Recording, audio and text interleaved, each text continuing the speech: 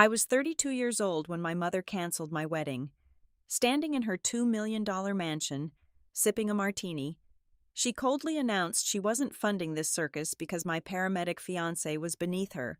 She expected me to beg. She expected me to cry. Instead, I smiled and walked out. By trying to destroy my wedding day, she simply handed me the perfect match to burn her entire fraudulent empire to the ground. Hello, everyone. Before today's story begins, we'd like to share a quick message. YouTube recently removed our monetization, cutting off our income. If you enjoy this story, we humbly ask for just $1 to help pay our staff so they can make a living and keep creating for you. Thank you for saving us. Now, let's begin the story. My name is Clara Santos, and I am 32 years old. The air inside my mother's neoclassical mansion always felt artificially chilled, as if the central air conditioning was programmed to preserve museum exhibits rather than comfort human beings. Located in one of the most exclusive, gated enclaves of Silicon Valley. The house was a towering monument to Beatrice Santos's ego. Italian marble floors echoed with every step. Vaulted ceilings were adorned with imported crystal chandeliers, and walls were lined with art purchased purely for the price tag rather than any actual beauty. It was an environment of staggering, multi-million-dollar luxury, yet it remained utterly devoid of warmth. I stood in the center of the cavernous living room, clutching a velvet-bound notebook tightly to my chest. Inside were the floral arrangements I had spent the last 3 weeks meticulously designing. I was practically vibrating with excitement. I was marrying Marcus. Marcus was a paramedic, a man whose hands saved lives on grueling graveyard shifts, a man who brought me grocery store daisies on Tuesday mornings just because he wanted to see me smile. He did not come from old money or tech startup wealth. He possessed a bank account that was modest at best, and a heart that was richer than anyone I had ever known. But to my family, a man without a pedigree was essentially invisible. Or worse, he was an infection. Beatrice sat perfectly posed on a custom-upholstered chaise lounge, her posture rigid and her face an unreadable mask of expensive skincare. In her right hand, she loosely held a chilled martini glass, the olive suspended perfectly in the clear liquid. I stepped forward, opening my notebook to a page filled with swatches of blush pink and ivory.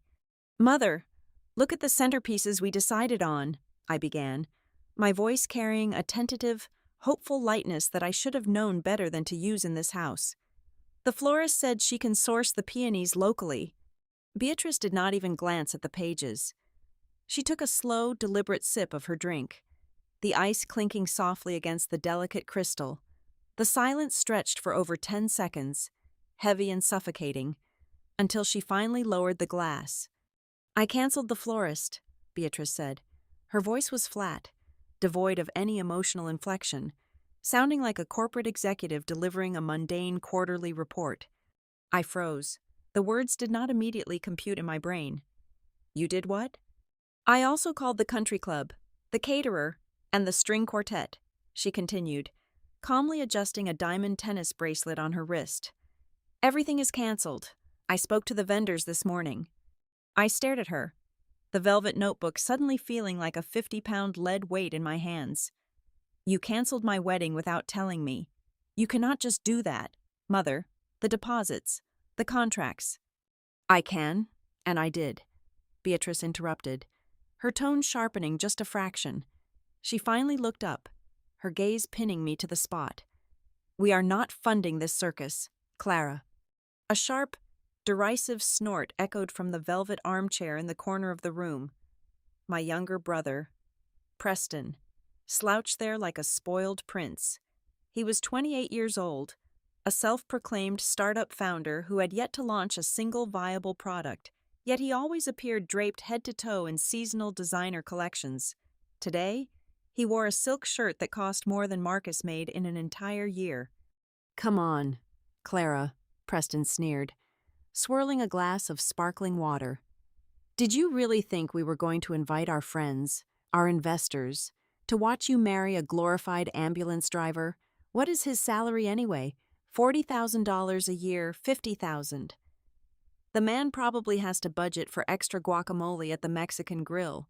It is genuinely embarrassing. Beatrice did not reprimand him. She simply took another sip of her martini, tacitly endorsing every cruel word spilling from his mouth. They sat there in silence, waiting for my reaction. I knew the script they were expecting. They wanted me to burst into tears. They wanted me to drop to my knees, to beg, to plead for their financial blessing, to promise that Marcus would change careers, or better yet, to abandon him entirely to regain my rightful place in their gilded cage. But as I looked back and forth between my mother's cold, calculating eyes and my brother's arrogant smirk, something inside me did not break. It crystallized. The suffocating anxiety I had carried my entire life, the constant, desperate need to earn their approval, evaporated in a single, freezing moment of absolute clarity. I saw the ugly truth stripped completely bare. There was no love here. There never had been. To the Santos family, affection was a financial transaction, and loyalty was a commodity to be bought and sold on a whim. They viewed me not as a daughter or a sister, but simply as an asset to be managed. The silence stretched again, but this time it belonged entirely to me. The panic they so eagerly anticipated never arrived. Instead, a profound, razor-sharp calm settled deep within my chest. I slowly closed the velvet notebook. The soft thud of the cover felt like a heavy gavel striking solid wood. I looked directly into my mother's eyes, holding her gaze with a steady, unblinking intensity that made her visibly stiffen in her expensive seat. I did not raise my voice. I did not shed a single tear. I offered her a small, polite smile. "Understood," I said softly. I turned on my heel and walked toward the grand oak doors. I heard Preston scoff behind me, but neither of them called out. They thought they had won. They thought they had successfully disciplined a disobedient child by cutting the purse strings. They had no idea that as my heels clicked against the Italian marble, leading me out of their toxic fortress, I was not retreating. I was drawing a deadly boundary and preparing to meticulously burn their entire world to the ground. The drive back to my modest two-bedroom apartment was a blur of adrenaline and disbelief. I threw my keys onto the kitchen counter and immediately grabbed my phone. I had money saved. Marcus and I maintained a joint savings account with exactly enough to cover the immediate vendor deposits if I just took over the payments myself. We could still salvage this. My fingers flew across the glass screen, desperately dialing the country club's event coordinator. "Sarah, it is Clara," I said the exact second she picked up the line, pacing the narrow length of my living room. "I know my mother called earlier, but I need to reinstate the booking. I will provide my own personal credit card right now for the full remaining balance. Just keep the date." Sarah sighed softly, the sound carrying a heavy, unmistakable weight of professional pity. "Clara, I am so incredibly sorry. The date was released back into the system the moment she called. We had a massive wait list for that specific Saturday, and it was booked solidly by another couple within 15 minutes. My stomach plummeted straight to the floorboards. "What about the deposit I gave my mother $25,000 in cash to wire to you last month? Since she canceled the event, you need to refund that money directly to me, not to her." "That is the strange part," Sarah replied, her voice dropping to a hesitant, cautious whisper. Beatrice was incredibly aggressive about the refund protocol this morning. She provided entirely new routing information. She insisted the entire $25,000 be sent immediately to a corporate account, claiming it was for tax purposes. I stopped pacing abruptly. The apartment suddenly felt uncomfortably silent. "A corporate account? What company?" I heard the rapid clicking of a keyboard on Sarah's end of the line. "Let me check the ledger. Here it is. She had the funds wired to an entity called Auraloom LLC. I just assumed it was one of your family's holding companies." Auraloom LLC. The name meant absolutely nothing to me. A cold, creeping sensation began to spread at the base of my neck. My cash, the hard-earned savings Marcus and I had scraped together by picking up extra shifts, had vanished into a black hole with a corporate name. "Thank you, Sarah," I managed to say, hanging up the phone before my voice could violently crack. I needed to mitigate the financial damage immediately. We had purchased premium wedding cancellation insurance for exactly this type of disaster. I dialed the underwriter, praying to recoup at least the vendor penalties. A representative named David answered the call. I explained the situation efficiently, omitting the toxic family drama and simply stating the event was called off and we needed to file a claim for the lost deposits. "All right, Miss Santos," David said in a cheerful customer service tone. "Let me just pull up your master file and verify the primary policyholder details. We will need to run a standard identity and credit verification to process the final claim payout. It should only take a moment." "That is completely fine," I said, leaning heavily against the kitchen counter. 1 minute passed, then 2. The cheerful humming on the other end of the line stopped abruptly. "Miss Santos, are you aware of the current status of your credit profile?" David asked. His tone had drastically shifted from breezy customer service to a tense, highly cautious murmur. "It should be excellent," I replied, frowning in confusion. "I have never missed a single payment on anything in my entire life, and I only possess one credit card with a $5,000 limit." David let out a sharp, intensely uncomfortable breath. "Miss Santos, I highly recommend you pull your full federal report immediately. Your score is currently sitting at 412. You have multiple accounts in active collections and severe delinquency." The phone nearly slipped from my sweaty palm. 412. That was not a credit score. That was a financial death sentence. It meant bankruptcies, massive defaults, and absolute ruin. "There must be a massive mistake," I stammered, my heart hammering against my ribs like a trapped bird. "Someone else's file got mixed up with mine." "I am looking directly at your social security number," David said gently. "Please, check your report." The call ended. I sprinted to my laptop, my hands shaking so violently I mistyped my password 3 separate times. I navigated to the federal credit reporting site, answered the security questions, and hit download.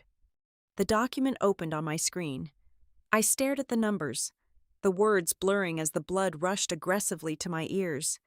There was not just one mistake, there were dozens of them.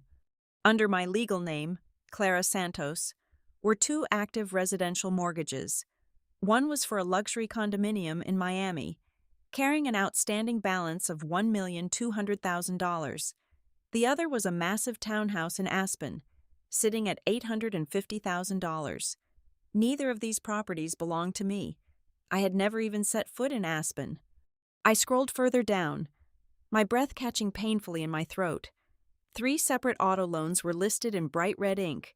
2 were for imported Italian sports cars, and 1 was for a custom luxury SUV. Total auto debt, $420,000. Every single one was 90 days past due. But the credit cards were the most damning evidence of all. There were 5 platinum-tier credit lines, all completely maxed out. I clicked on the detailed transaction history for the highest balance card, which was currently sitting at $75,000 over its maximum limit. The line items painted a vivid, sickeningly clear picture. First-class airline tickets to Dubai, $10,000 charges at high-end designer boutiques in Paris, extravagant bar tabs at exclusive underground clubs in Los Angeles, $5,000 spent at a custom tailor in Milan. My mind raced desperately, trying to connect the chaotic dots. Then, it hit me with the destructive force of a runaway freight train. I grabbed my phone again and rapidly opened a social media application. I went straight to Preston's public profile. I scrolled back. There he was, exactly 3 months ago, posing arrogantly in front of a luxury SUV in Los Angeles, bragging to his followers about a $5,000 bottle of vintage champagne. The dates on his post matched the credit card statement perfectly, down to the exact day. I switched over to my mother's page, a bright photo of her standing on a sun-drenched balcony in Miami, the caption filled with complaints about the humidity but praising the spectacular ocean view from her brand-new condo. The closing date on the massive mortgage aligned flawlessly with the week she took that trip. The horrifying reality of the situation washed over me, freezing and entirely suffocating. They had not merely disapproved of my wedding to a paramedic. They had not just stolen my cash deposit to punish me. Beatrice and Preston had stolen my entire identity. They had systematically, ruthlessly looted my financial future to illegally fund their fake, ostentatious reality. I was drowning in millions of dollars of fraudulent debt, while they paraded around Silicon Valley playing the untouchable roles of the elite. The panic, the tears, and the confusion that had gripped me 20 minutes ago completely evaporated into thin air. In its place, a dark, terrifyingly calm rage began to solidify within my soul. The first red thread had been pulled in the dark, and the entire rotten tapestry of their lies was rapidly unraveling right before my eyes. I did not cry. Crying was a biological response to grief, and what I was feeling was not grief. It was an absolute, blinding clarity. My mother and brother had not just insulted me, they had financially disemboweled me. To understand the anatomy of a monster, you have to dissect it, and dissecting complex data ecosystems was exactly what I did for a living. I worked as a senior data analyst at Horizon Ecotech, one of the most ruthless cybersecurity and data forensics firms on the West Coast. My daily routine involved tracking international money laundering syndicates and tracing digital ghosts across encrypted servers. Unraveling the sloppy, arrogant financial crimes of two narcissistic socialites was not just within my skill set, it was practically child's play. I drove straight to the Horizon Ecotech campus. It was a Saturday night, and the server floors were completely empty, bathed in the low, blue hum of cooling units. I swiped my highest-tier clearance badge, locked myself inside an isolated forensic terminal room, and booted up a secure, untraceable workstation. I cracked my knuckles, staring at the 4 massive monitors illuminating the dark room. It was time to hunt. I started with the name the country club manager had given me, Auraloom LLC. I ran a deep web scrape, bypassing the basic public registries and diving directly into the state taxation databases and obscured corporate filings. The algorithmic search took exactly 45 seconds to compile a complete history. When the document materialized on my center screen, the digital ink confirmed my worst suspicions. Auraloom LLC was incorporated exactly 6 years ago. The registered agent was not my mother. The chief executive officer was not my brother.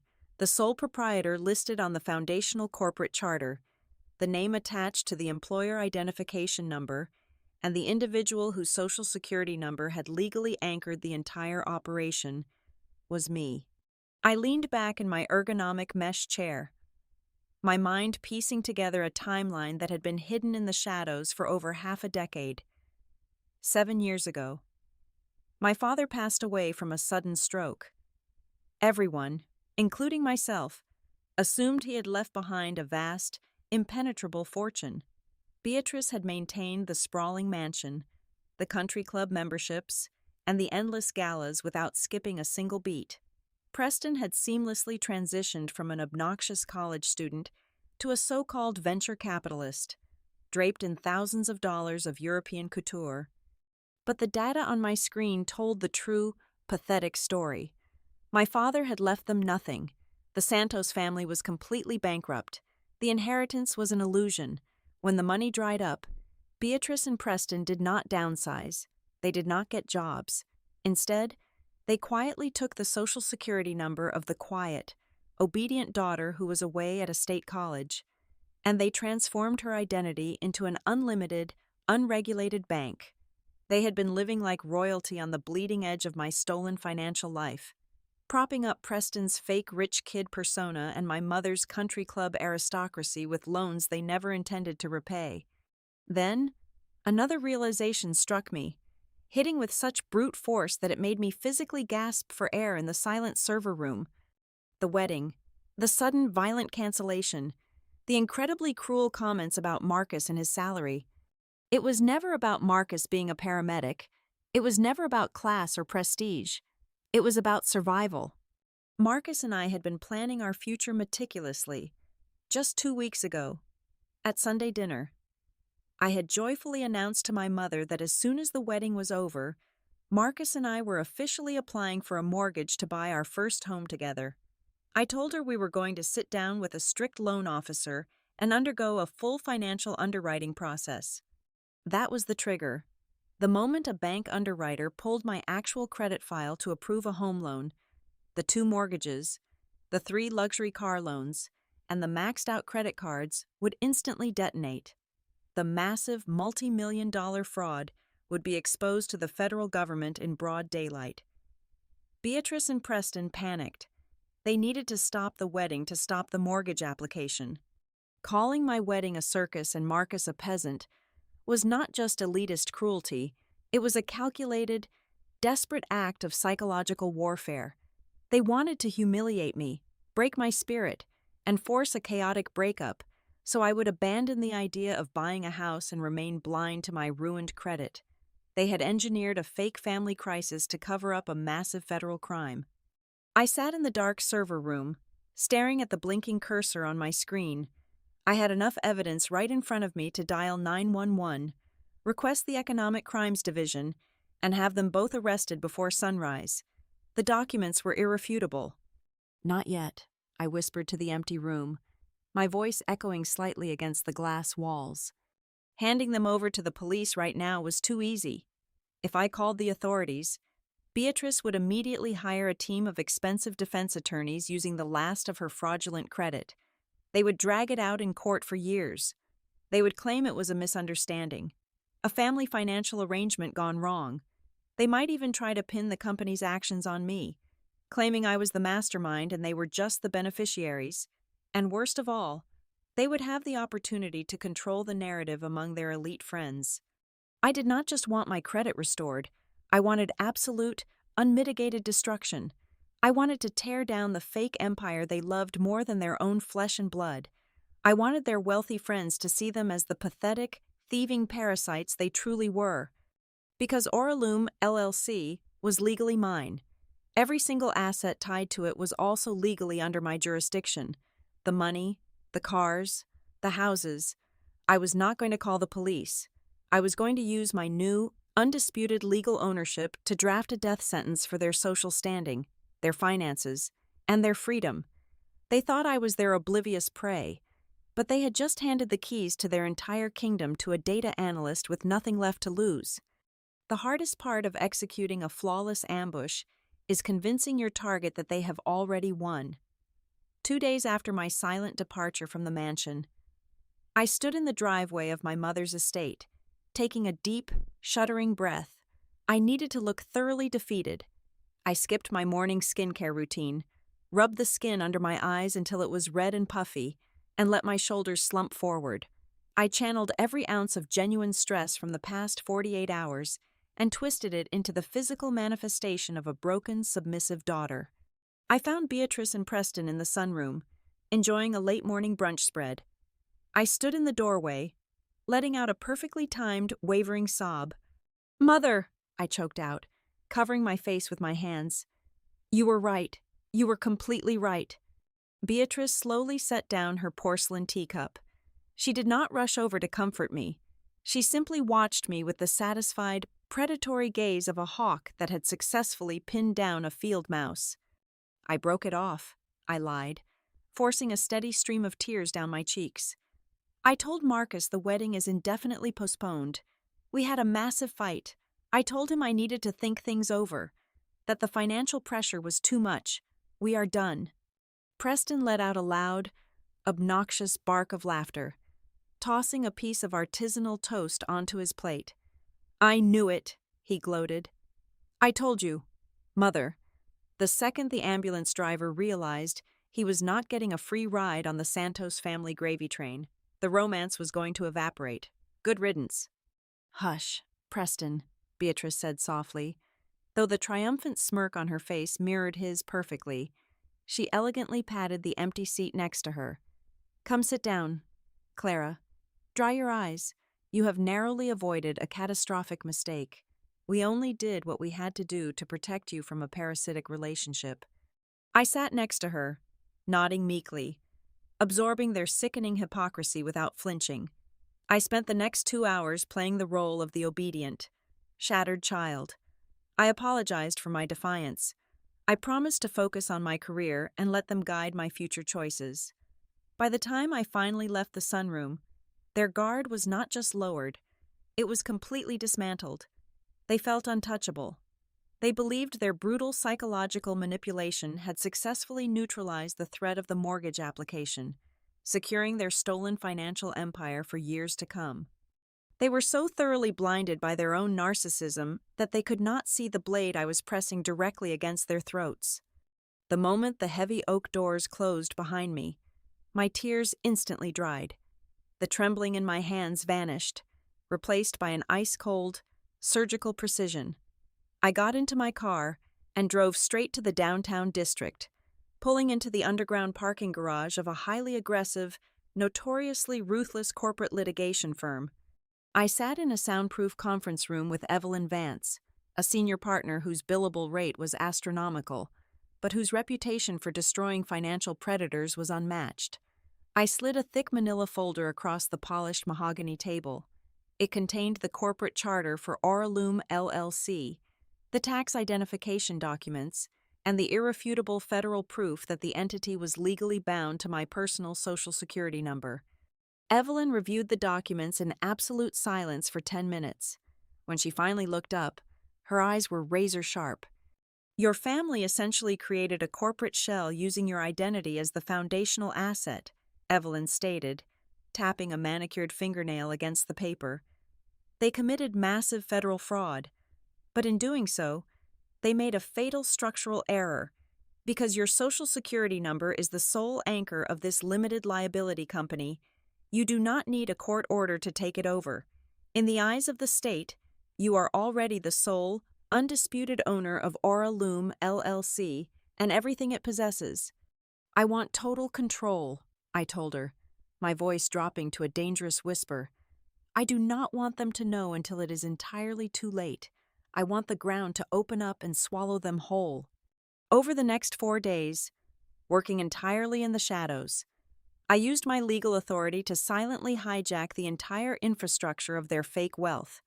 I executed hostile administrative takeovers of the primary banking portals. I rerouted all corporate correspondence away from the mansion and directly to a secure post office box I controlled. Then, I began planting the explosive charges. I contacted the lien holders for Preston's imported sports cars and Beatrice's Miami condominium. Using my legal capacity as the head of Auraloom LLC, I formally acknowledged the severe delinquency on the accounts and explicitly waived any grace periods or rights to appeal. I authorized the immediate, aggressive repossession of the vehicles and greenlit the fast-tracked foreclosure protocols on the properties. The legal machinery was now locked and loaded, entirely invisible to them, waiting for my signal to strike. It was during this forensic audit of the company's digital footprint that I stumbled across Preston's ultimate masterpiece of delusion. He was using a secondary corporate email account to organize a massive, ultra-exclusive event scheduled for the following weekend. He called it the Startup Apex Gala. I downloaded the guest list and the investor pitch deck. He had invited the most prominent venture capitalists, tech journalists, and elite socialites in Silicon Valley. He was planning to stand on a stage and ask for $5 million in seed funding for a phantom software company, using a meticulously fabricated financial report to back his claims. It was the absolute pinnacle of his fraudulent existence. I stared at the glowing screen, a slow, wicked smile spreading across my face. I had been looking for a way to destroy them, but Preston was kindly building his own public guillotine. I decided right then that I would not just dismantle their lives in a quiet courtroom. I was going to turn his glorious gala into a spectacular, inescapable mass grave. Later that evening, I sat in a dimly lit, out-of-the-way diner on the edge of the city, wrapping my hands around a warm mug of coffee. The bell above the door chimed, and Marcus walked in. He slid into the booth across from me, his eyes filled with a steady, grounding warmth that instantly dissolved the residual toxicity of my family. I had told him everything: the stolen identity, the fake bankruptcy, the staggering debt, and the brutal reason they had canceled our wedding. Instead of running away from the chaos, Marcus had simply held me, furious on my behalf, and asked exactly how we were going to make them pay. "The gala is set for next Saturday," I told him, sliding a printed copy of the invitation across the diner table. "I have the access codes to the venue's audiovisual network. The trap is completely wired." Marcus looked at the invitation, a low, appreciative whistle escaping his lips. He reached across the table, covering my hand with his. "Then let them have their circus," Marcus said smoothly, his eyes twinkling with a shared, rebellious secret. "Because while they are busy burning to the ground, I have a different plan for us." He pulled a small, pristine envelope from his jacket pocket and placed it gently in front of me. Inside were 2 plane tickets and a reservation confirmation for a tiny, secluded lighthouse on the rugged northern coast. "Just you, me, and an officiant who does not care about centerpieces or country clubs," Marcus whispered. "We are going to get married on our own terms, entirely out of their reach, exactly when the clock runs out on their little empire."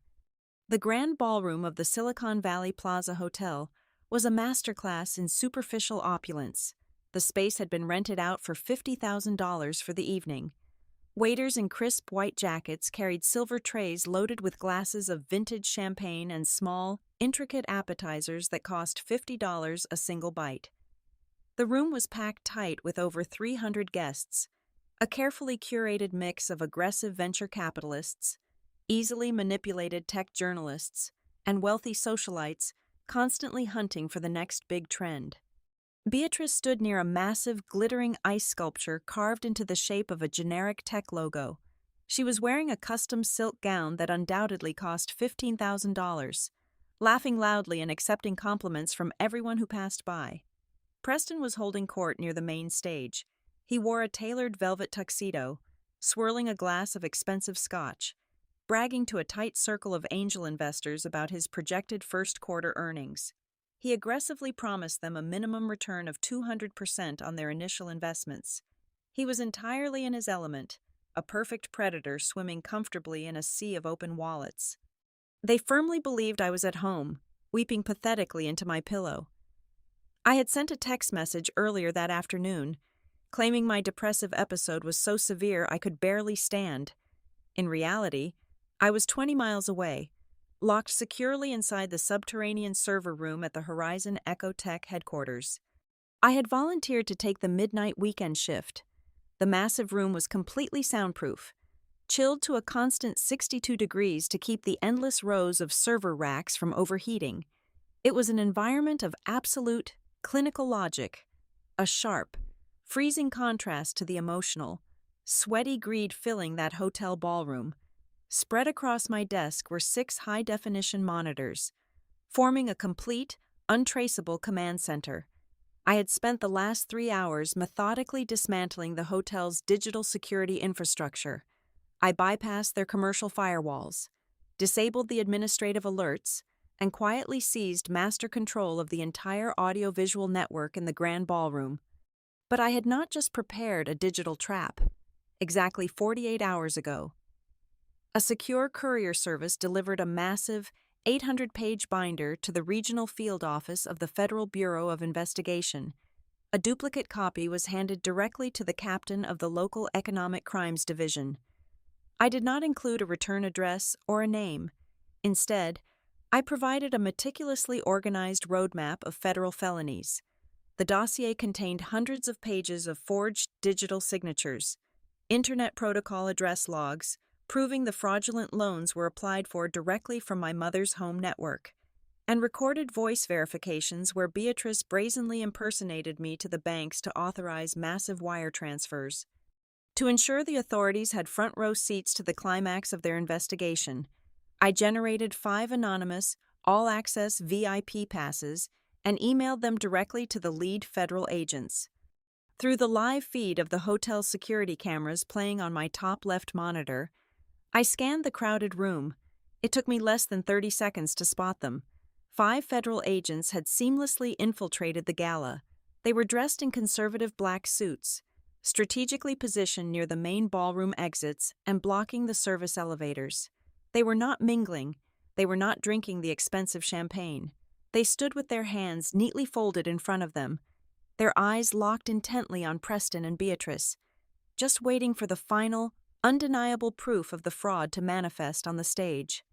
The digital clock in the corner of my primary screen ticked over to 8:45 in the evening. The ballroom lights began to dim, casting a dramatic, expectant hush over the hundreds of guests. A pulsing, energetic bass track began to play through the massive sound system. Preston handed his scotch to a waiter, adjusted his velvet lapels, and strutted confidently up the carpeted steps onto the main stage. The crowd erupted into loud applause.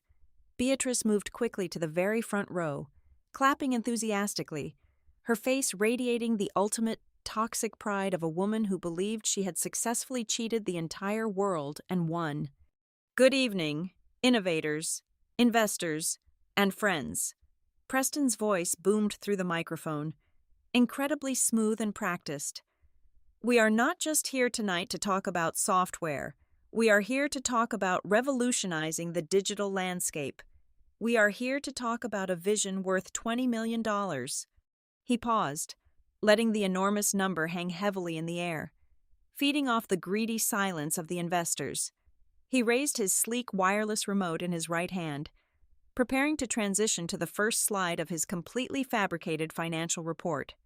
In the cold, blue light of the server room, my mind briefly drifted away from the glowing monitors, hundreds of miles away, standing on a rugged, wind-swept cliff overlooking the dark ocean. Marcus was waiting for me. I pictured him perfectly, standing tall by the base of a towering white lighthouse, dressed in a simple, sharp suit, looking down at his watch. He was waiting for the storm to break so we could finally begin our peaceful life together. I took a slow, deep breath and refocused my eyes on the central screen. Preston confidently pressed the button on his remote. At that exact, irreversible microsecond, I smiled, overrode his local signal, and pressed the enter key on my keyboard. The invisible blade dropped. The screen behind Preston flashed blindingly white, completely overpowering the elegant ballroom lighting, and then snapped to a crystal clear, 50-foot-high projection of the Santos family federal bankruptcy filing from 7 years prior. The bold, undeniable red letters read, Chapter 7, Liquidated.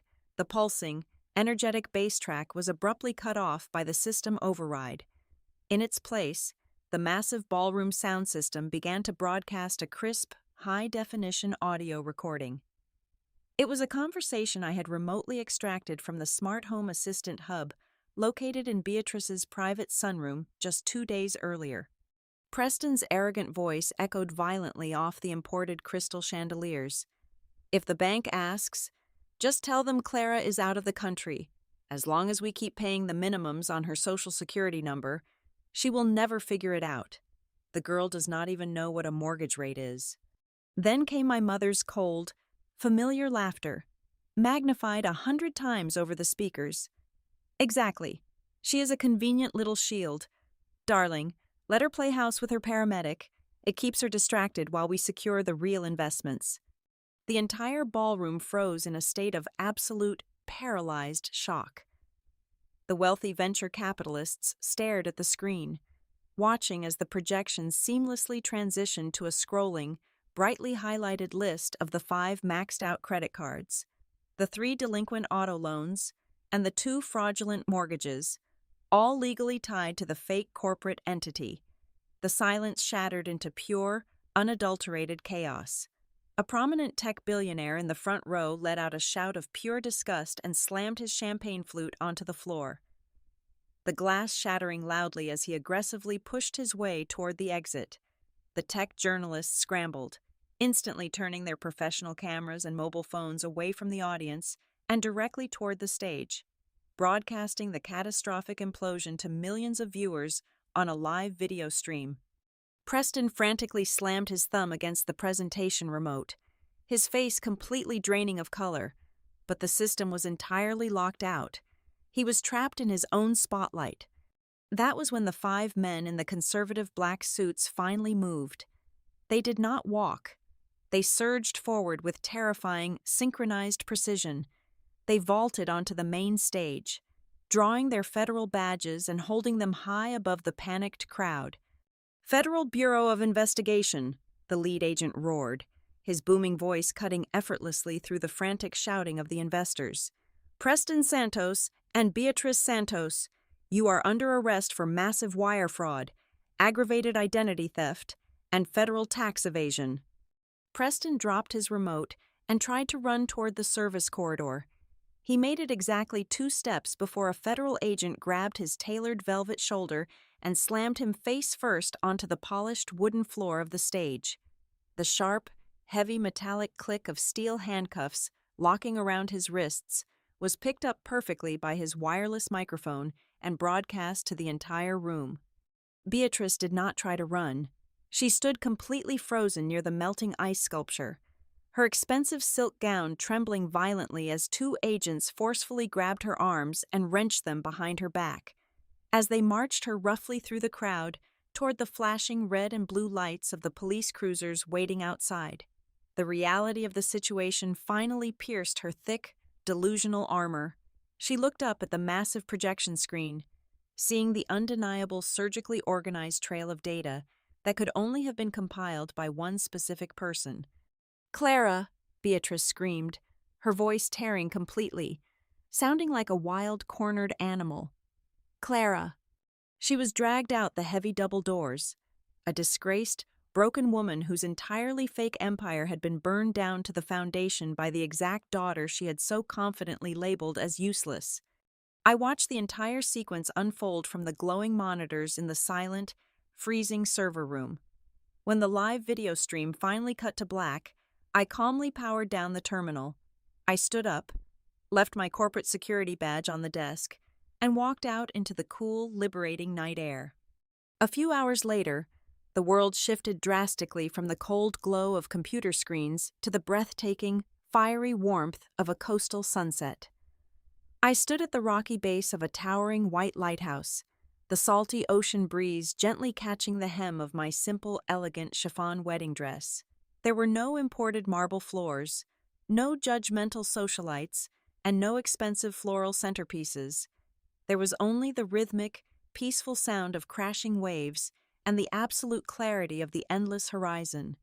Marcus stood waiting for me, looking incredibly handsome in his dark suit, his eyes shining with a profound, overwhelming love. As I walked toward him, I realized my chest felt incredibly light. There was not a single trace of hatred, anxiety, or bitterness left inside of me. They had been entirely exorcised. The legal aftermath was already secured, because I had proactively handed the federal authorities the entire forensic footprint of the fraud. The prosecutors granted me full immunity and immediately ordered the federal credit bureaus to wipe the fraudulent debts entirely from my name. Furthermore, as the legal, undisputed owner of the hijacked company, the state awarded me the remaining liquidated cash assets from the forced auction of their luxury cars and foreclosed properties. I took Marcus's warm hands in mine. As we exchanged our heartfelt vows under the sprawling canvas of the painted sky, I finally understood the greatest truth of my life. The most dangerous enemy you will ever face is not the people who try to drag you down into the dirt. Your greatest enemy is your own willingness to submit to them, by refusing to play the victim, by meticulously destroying the lying circus they built. I had cleared the ground to build my own sanctuary. I had won my financial freedom. I had secured absolute justice. And most importantly, I had protected the one thing they could never afford: real, unconditional love. Thank you so much for listening to today's story. We hope you enjoyed it. As an ad-free channel, your support is what keeps us alive. Please support Maya Revenge Stories with just $1 via the QR code on the screen, or click the link in the description box or pinned comment. Also, we'd love to connect with you. Please leave a comment telling us which city or state you're listening from. Thank you for standing with us, and see you in the next stories.